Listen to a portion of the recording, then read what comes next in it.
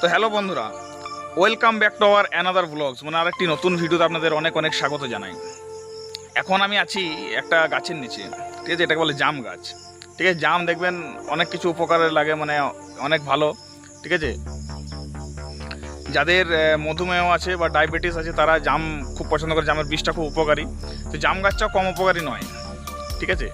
তো এখন সকালবেলায় জাম গাছের নিচে ভিডিও বানাতে মানে দারুণ লাগে।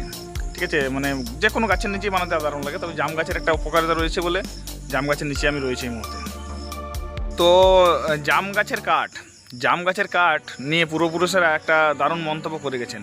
বলছে শাল 70, মানে শাল গাছের যদি পাটা কোথাও লাগানো হয় বা শাল গাছ লাগানো হয় তো 70 বছর বাঁচে, যদি জল না পায়। তো এই শাল 70 কষাই 80, কষাই বলে একটা গাছ আছে, সেই গাছটা 80 বছর বাঁচে।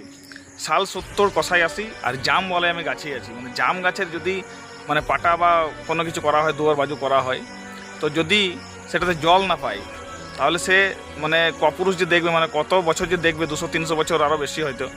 তো মানে এতটাই জাম গাছের উপকারিতা। তো এই জন্য বলে শাল 70 কষাই 80, জাম বলে আমি গাছেই আছি। তো এরকম মানুষের মধ্যেও কিছু আছে, ঠিক আছে, যারা মানে হয়তো এখনকার দিনে সভ্যতাটাই পরিচয় হয়ে উঠেছে, কিন্তু মনের পরিচয়টা আসল পরিচয় সেটা কিন্তু এখন লুপ্তর পথে হয়ে গেছে। আগেকার দিনের জিনিসগুলো এখন ফিরে আসছে, আগেকার দিনের প্যান্ট জামাগুলো ফিরে আসছে, আগেকার দিনের চুল কাটিং হেয়ার স্টাইলগুলো আবার এখন ফিরে আসছে। মানে সেটাকে আল্ট্রা মডার্নভাবে নতুনভাবে তৈরি করে মানুষ নিয়ে আসছে, কিন্তু আগেকার জিনিসগুলোর মতো মাধুর্য কোনো জিনিসে নাই।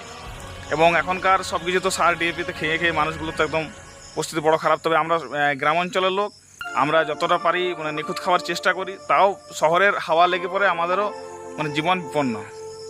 তো অবশ্যই মানুষ যারা শহরে আছেন তারা দেখবেন গ্রামে আসার জন্য ছটফট করে, আর আমাদের এদিকে লোক শহরে যাওয়ার জন্য ছটফট করে। অতএব আসল মজা কিন্তু গ্রামেই, বুঝতে পারছি। যারা শহরে গেছে তারা কিন্তু বুঝতে পারছে যে গ্রামে থাকলে কত কিছু সুবিধা।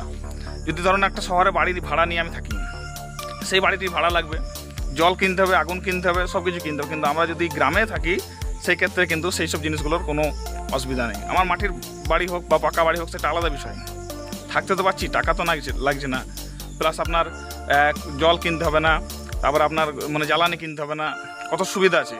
মানুষ এদিকে এত শাকপালা আছে, সেইগুলো মানুষ খেয়ে যদি বলে যে বেঁচে থাকবো তো বেঁচে থাকা যাবে।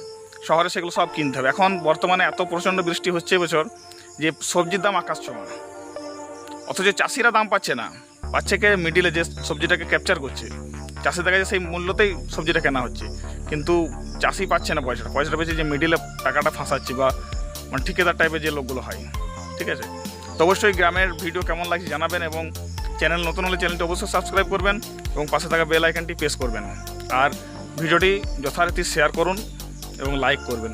ধন্যবাদ, দেখা হবে আবার কোনো নতুন ভিডিওতে, ততক্ষণের জন্য